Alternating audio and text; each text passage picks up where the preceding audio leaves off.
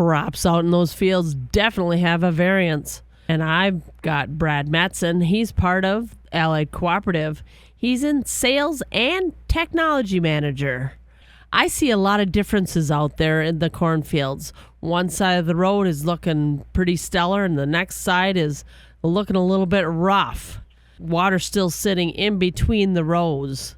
What are some of those problems out there with the excess moisture that we've had in our fields? Well, Joe, there is a lot of variation out there this year, and with the wetter spring, the tremendous amount of rain, we've had the ground has been kind of pressing together, so we've got some platey soil, if you will. The structure of the soil is pressed just like you're watering it down to pour concrete in a lot of places. So it's slowing up the root penetration. So we're sitting here with shallow root systems, partially because of the soil, partially because the plants don't have to work very hard to find water.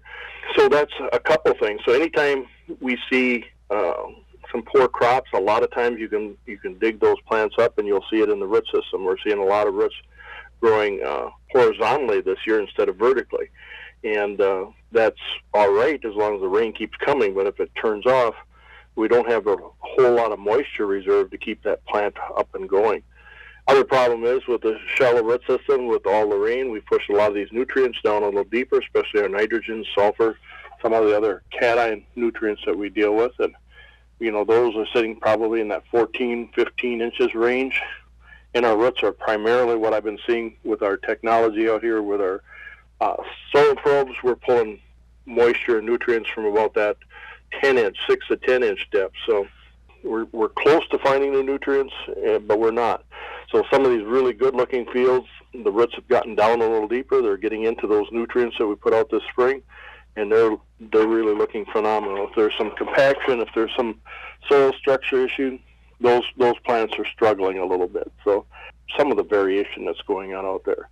The other thing was this spring, if you had a lot of ground cover, we didn't have a lot of sun to warm up the soil. So the whole month of May, we got off to a good start of May, but the second half of May and first part of June, those cloudy days and those cool rains that we had in the evening kept the soil temperatures pretty low. So we had a lot of soil temperatures down in the mid-40s. So the roots weren't growing very well, especially on soybeans. The nodules, the bacterial action that we have in the soil wasn't functioning up to the speed. Once the sun started coming out again and warming up, the soybeans is just like somebody flipped a switch. They went from kind of scraggly looking to we're sitting on a pretty nice looking crop out here right now. Our focus on the root depth has been those plants not having to work hard for the water and grabbing those nutrients. What about standability when it comes to the wind in those fields? In the Hickston area here, Hickston up through Osseo, Mother Nature threw us the strong windstorm a couple of weeks ago, gave us some 60 to 80 mile an hour winds. And surprisingly well, with the roots going out horizontally, that anchored the corn plants really, really well. Unfortunately, we had a week of rapid growth when the sun finally came out and we had the mid-80s, 90-degree temperatures. That corn crop grew really quick, so we had a lot of green snap. So I got some customers in the area that were sitting anywhere from 10 to 20% of their population got snapped off about 3-4 feet from the ground. So that was another yield robber. That took anywhere from 30 to 40 bushels off that corn crop in some of those fields.